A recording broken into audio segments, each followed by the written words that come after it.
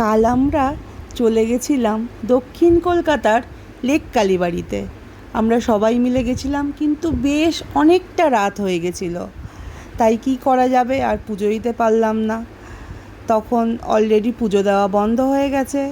ওখানে পুরোহিত মশাইরা জায়গাটা পরিষ্কার করছেন, মায়ের পুরো জায়গাটা ওনারা ধুয়ে পরিষ্কার করছেন। তাই আমরা দাঁড়িয়ে থেকেই মাকে প্রাণ ভরে দেখে গেলাম, কিন্তু এত ভালো লাগছিল সে আর বলার নয়। এখানে জানেন তো, একটা কথা বলা আছে যে কেউ পশু বলি মানত করো না। এখানে একদম পশু বলি নিষিদ্ধ, আর সত্যি তো এটা প্রচণ্ড বেদনাদায়ক। পশু বলিটা প্রচণ্ড বেদনাদায়ক, তাই কঠোরভাবে লেখা আছে কেউ পশু বলি মানত করবেন না। এই লেক কালীবাড়ির মাকে দেখলে মন প্রাণ সত্যি জুড়িয়ে যায়।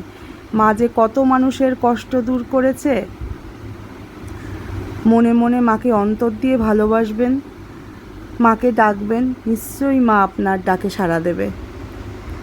আশেপাশেটা দেখলাম ঘুরে, বেশ সুন্দর গোছানো, ফুলের মালা, প্রসাদাদি দোকান এখানে রয়েছে।